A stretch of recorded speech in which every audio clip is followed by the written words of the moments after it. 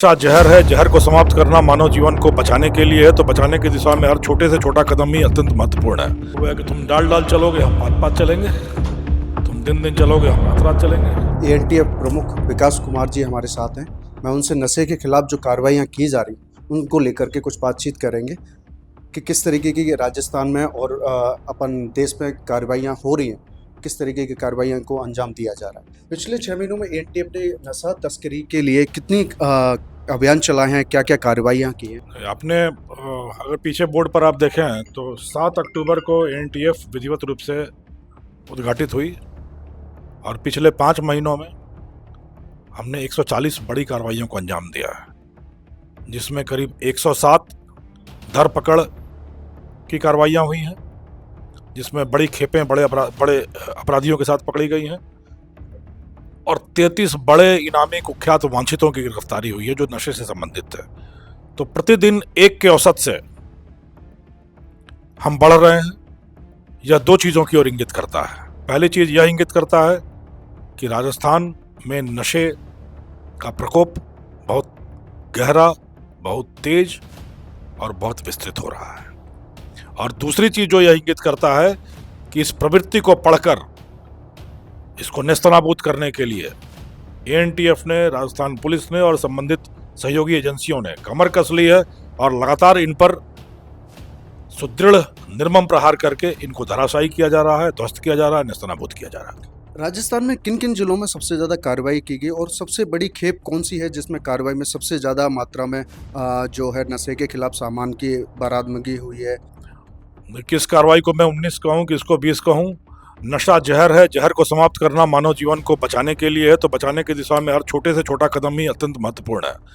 पर अगर कार्रवाइयों के अनुमानित राशि के हिसाब से अनुमान लगाया जा सके तो आज जो अंतःस्फोट की कार्रवाई हुई है, जो करीब 50 बीघा में अफीम की काली पैदावार थी, यह अनुमानित मूल्य से करीब करीब 100 करोड़ रुपए का है, जिससे करीब 60 से 65 करोड़ रुपए की अफीम और 30 से 35 करोड़ रुपए की डोडा चूरा का उत्पादन होता। तो ये एक बहुत ही बड़ा षड्यंत्र संजाल था जिसको ध्वस्त करने में सफलता मिली।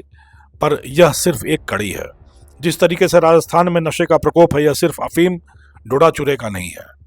गांजा, हेरोइन, स्मैक, ब्राउन शुगर और एमडीएमए जैसी परिष्कृत मादक सामग्री भी बड़े पैमाने पर राजस्थान में प्रविष्ट हो रही है और युवा वर्ग को आकर्षित कर रही है।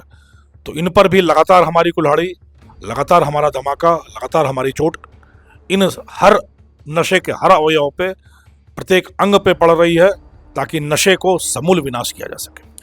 देखा जा रहा है जिस तरीके से तस्कर नई नई व्यवस्थाओं के जरिए, जैसे एम्बुलेंस के जरिए हुआ या अन्य किन्हीं साधनों की तरह जो नए नए तरीके यूज़ कर रहे हैं तस्करी के लिए, उन पर एएनटीएफ क्या कार्रवाई कर रही है कि उन तरीकों से निपटने के लिए क्या आगे?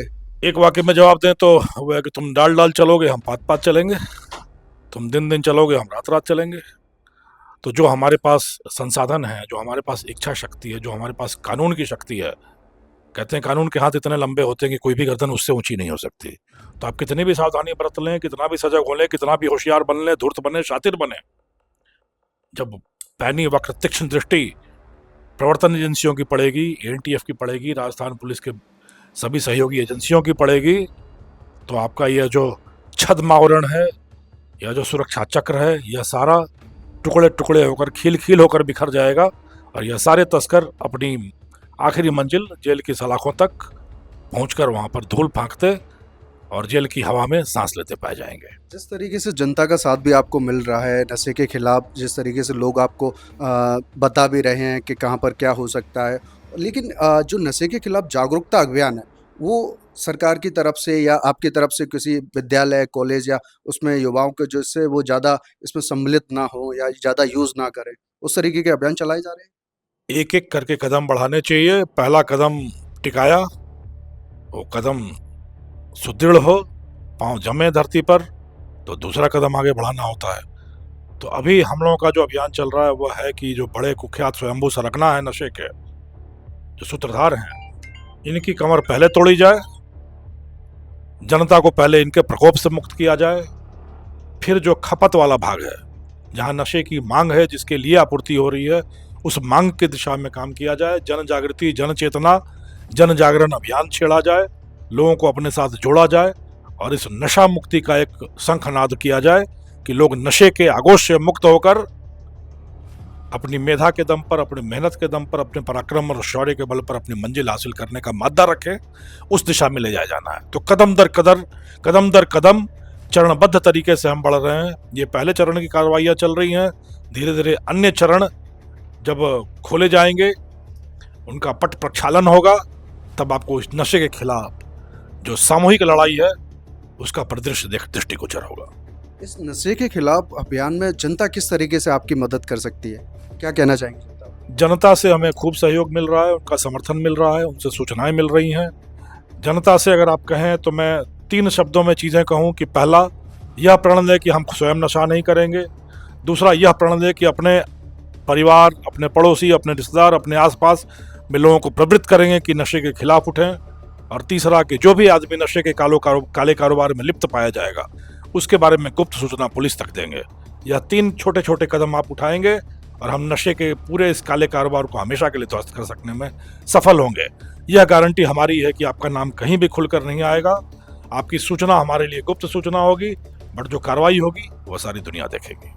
एक आखिरी सवाल मेरा और है कि आगे एएनटीएफ की क्या रणनीति रहेगी तस्करों के खिलाफ, या उनको पकड़ने या जो भी सामग्री है उसके खिलाफ? जो भी कार्रवाइयाँ हो रही हैं वो हमारी रणनीति, हमारी व्यूह रचना का ही हिस्सा है और उसी के तहत यह पैदा हुई हैं, सृजित हुई हैं।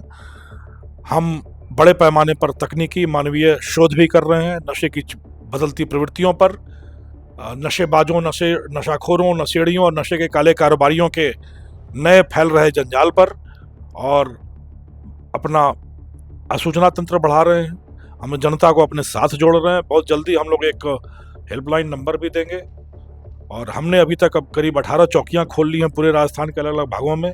मुख्यालय को सुदृढ़ किया जा रहा है। अन्य जो हमारी इकाइयां हैं, सहयोगी इकाइयां हैं, उनके साथ समन्वय और सामंजस्य बढ़ाया जा रहा है। मिलकर संयुक्त, सामूहिक और सबल, सजग, सुदृढ़ कार्रवाई की जा सके, इस दिशा में लगातार अहर्निश काम जारी है। तो ये थे आईजीपी और मैं कहूँ एएनटीएफ प्रमुख आईपीएस विकास कुमार जी, जिन्होंने तस्करों की कमर तोड़ रखी है, जो प्रहार दर प्रहार किए जा रहे हैं, चाहे वो किसी भी तरीके के उनको कहते हैं कि उपाय यूज़ करें या संसाधन यूज़ करें, चाहे कितनी भी चालाकियां दर्ज करें, लेकिन इनसे बचना मुश्किल ही नहीं, नामुमकिन है।